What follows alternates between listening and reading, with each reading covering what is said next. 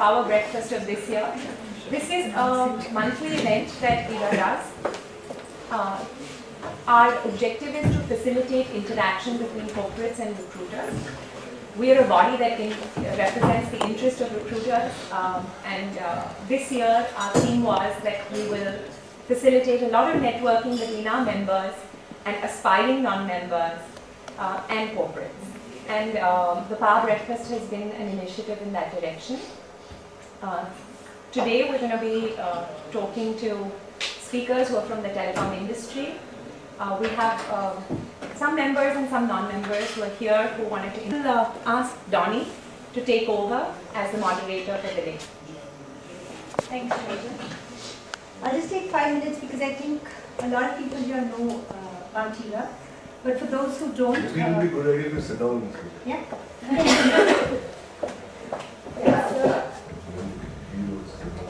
When it's you know, women feel more empowered when they stand. I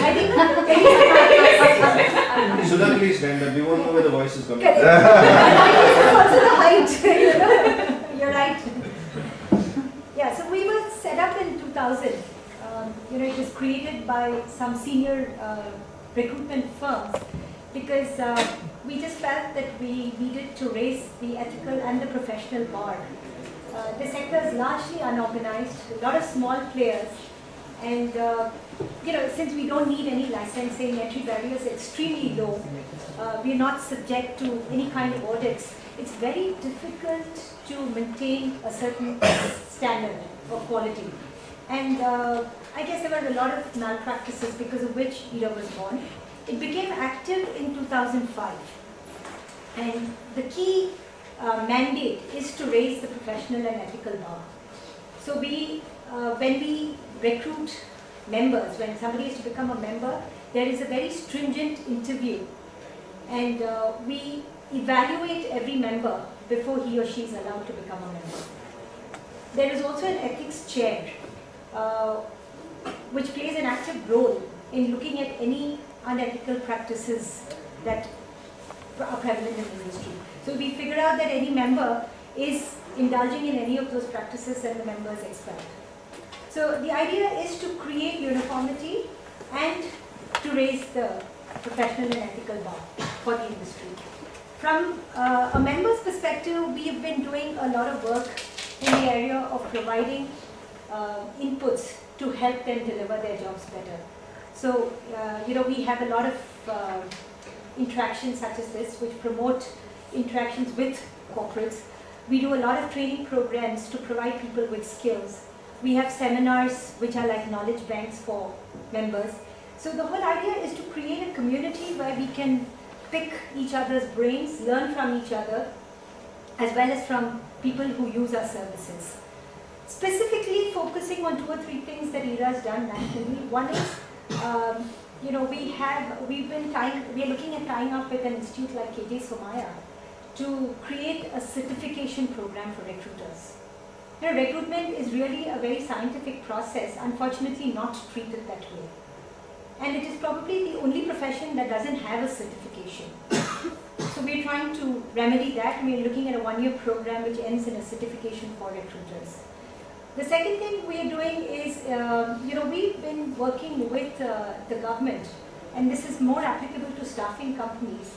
Today the service tax for staffing companies is on the entire billing amount and not on the gross margin, which makes it very expensive for corporates to use the services of staffing companies. So we are actively working with the government to get that changed.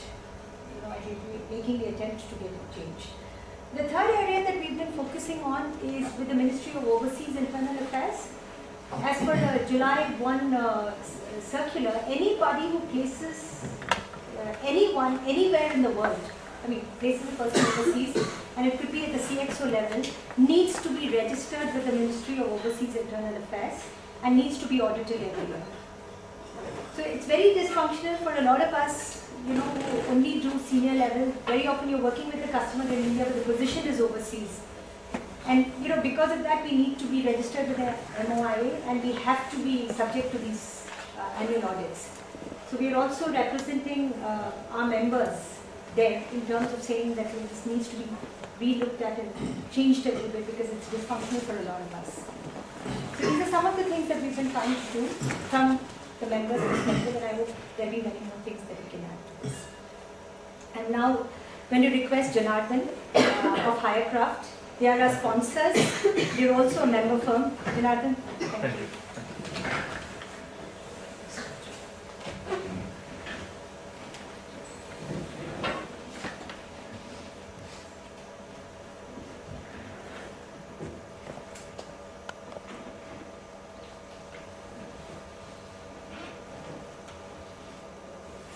Good morning all, and Happy New Year, because we two met in the last event and we are meeting the next year. So I'm Janardhan from Hirecraft Software. You will be aware of us, but we are proud to be associated together. So as we have been sharing this part continuously, anytime that we being a software company,